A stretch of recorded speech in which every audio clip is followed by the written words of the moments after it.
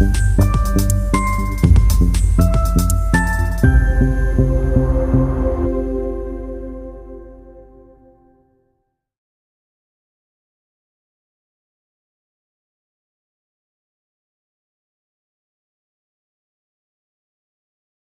Artinya sebenarnya Indonesia nampak sekali ketar-ketirnya, ketakutan kalau memang Indonesia akan mendapatkan 2 juta pengungsi Palestina ke wilayah ini gitu.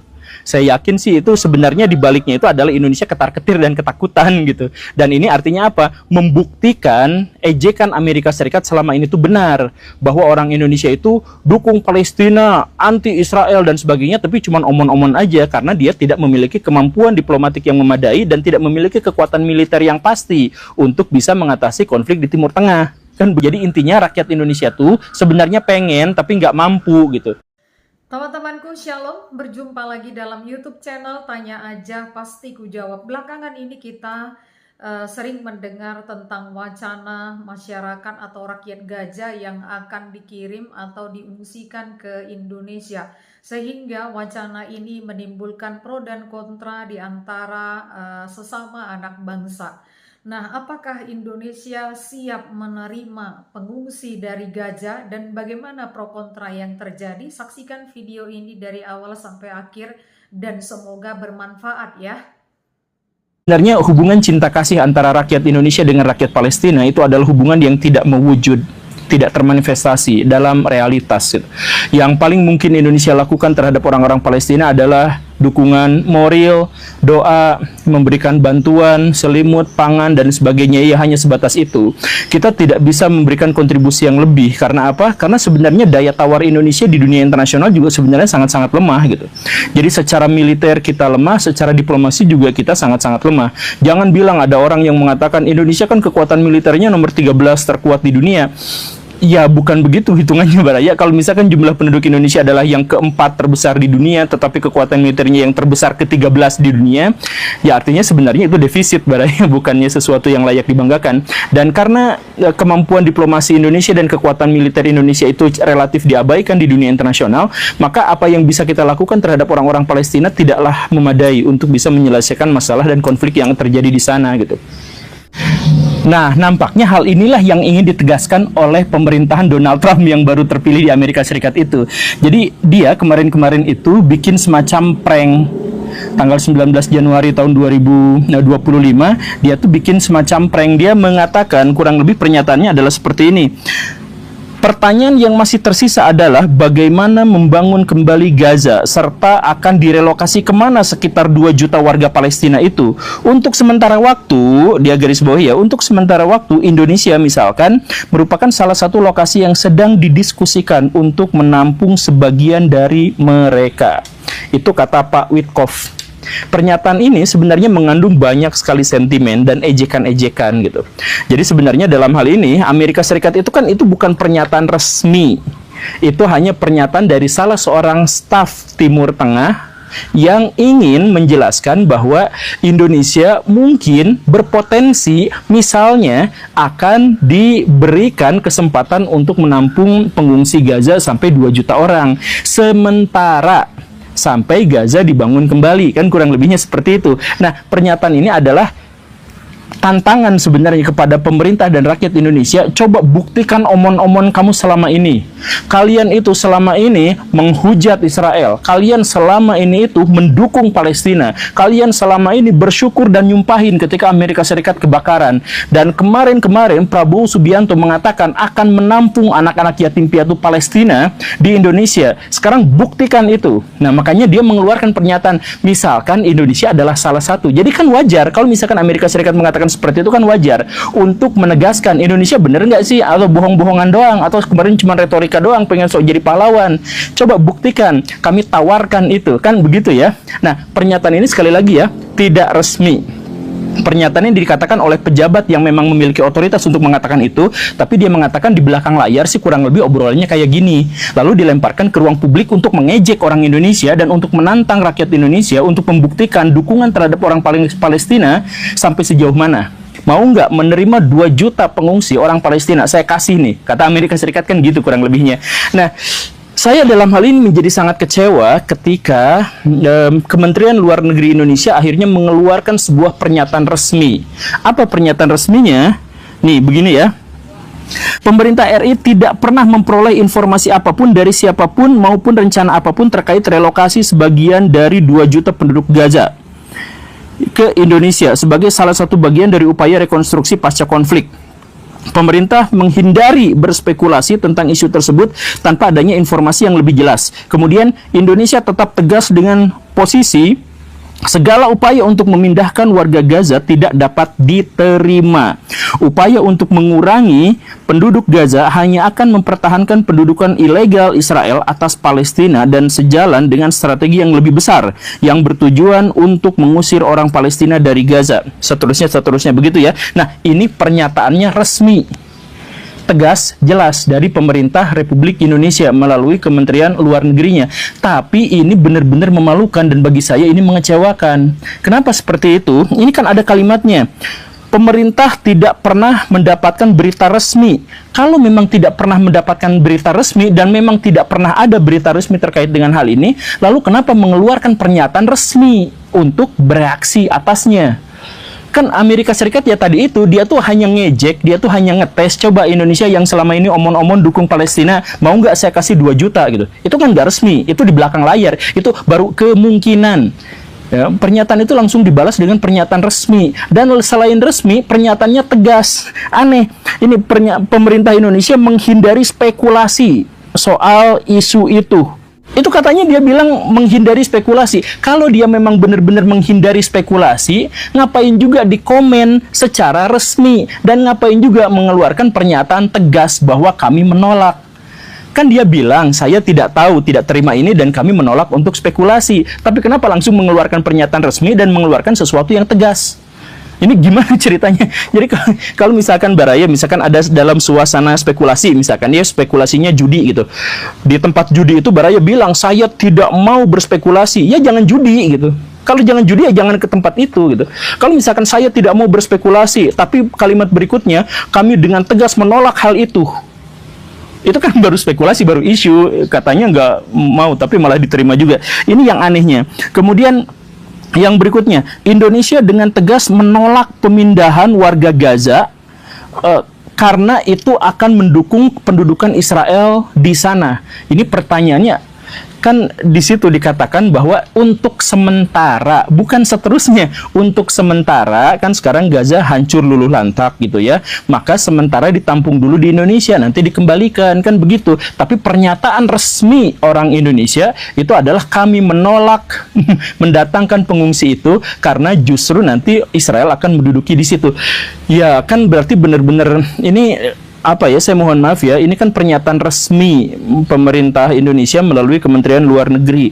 Kok bisa blunder kayak gini? Mereka bilang sementara, tapi Indonesia memahaminya sebagai seterusnya. Itu pernyataan tidak resmi, tapi dibalasnya dengan pernyataan resmi. Kemudian di sana itu hanya spekulasi, hanya kemungkinan. Indonesia mengatakan menolak spekulasi, tapi langsung memberikan jawaban tegas.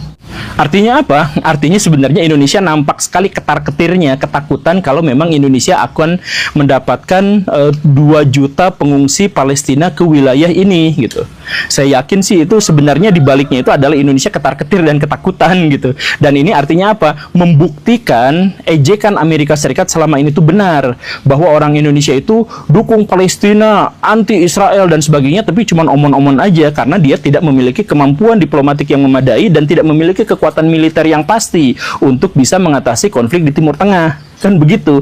Dan sikap Indonesia ini serupa persis dengan apa yang terjadi di wilayah sekitar Palestina. Ada Arab Saudi, ada Jordania, ada Mesir, ada negara-negara itu. Kalau misalkan lagi konflik Israel-Palestina, mereka cuma omon-omon, teriak-teriak, demonstrasi. Ada nggak di antara mereka yang memberikan bantuannya? Bantuannya bukan berupa selimut, makanan, bukan hanya itu, tetapi sesuatu yang lebih penting gitu. Misalkan embargo gitu. Ada nggak berani yang mengembargo Israel?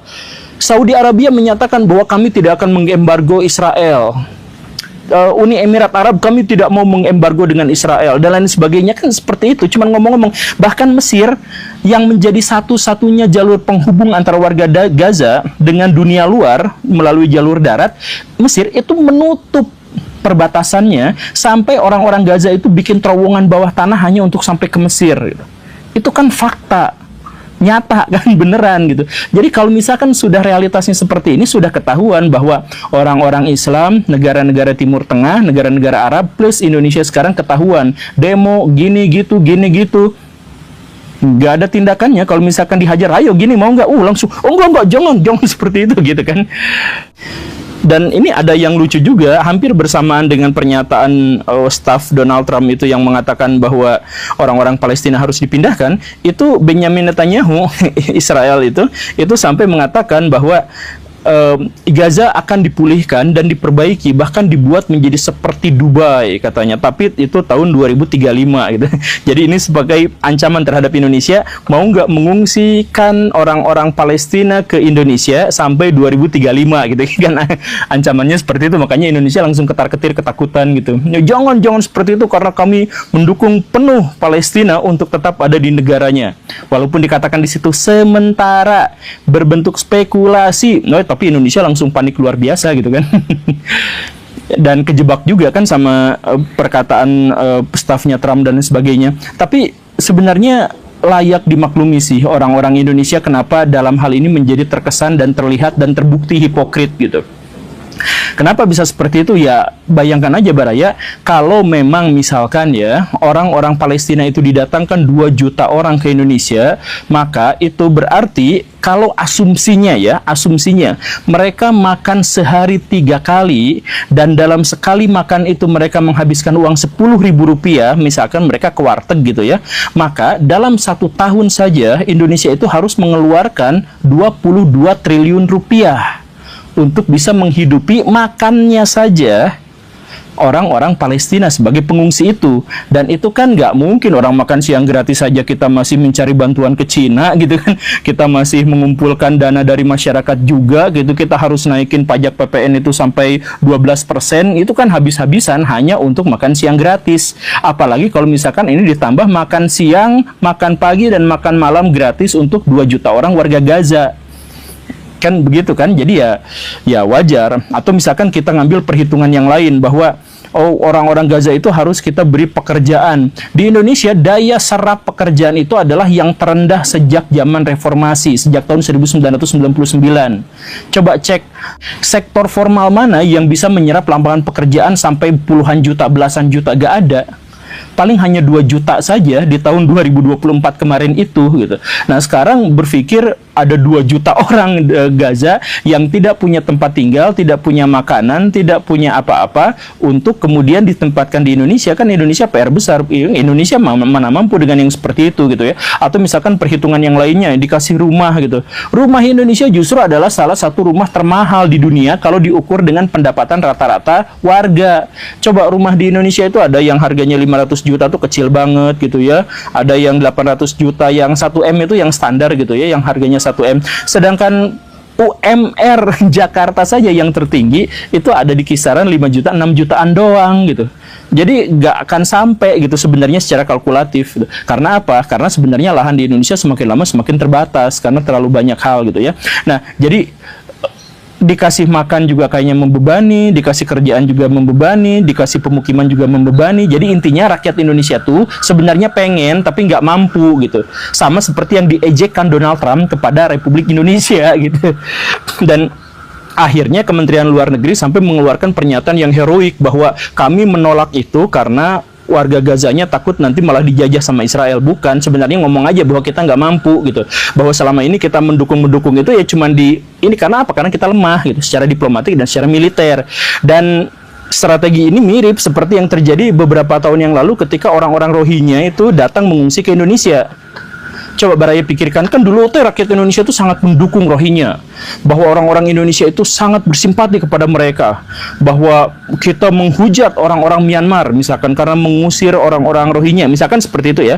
Tapi setelah datang ke sini pengungsi, kemudian puluhan buzzer pemerintah dikerahkan untuk menghujat dan menjelekan orang-orang Rohingya. Jadi video-video yang nggak nyambung dikait-kaitkan gitu ya. Terus misalkan Orang Rohingya yang ngomong kayak gini makannya sebenarnya sudah berterima kasih, malah dikatakan makanannya kurang apa dan sebagainya gitu kan. Akhirnya apa? Rakyat Indonesia langsung berbalik dan mengusir orang-orang Rohingya. Kan begitu ya? Ya hanya pakai segelintir buzzer, itu kan strategi pemerintah gitu biar kemunafikannya nggak ketahuan.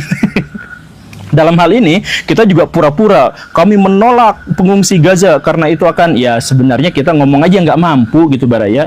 Makanya gini Baraya, please lah ya, kalau misalkan kita mau mendukung orang lain ya kita kuatkan dulu. Kalau misalkan kita mau berkoar, berbicara di dunia internasional, ya kitanya harus kuat.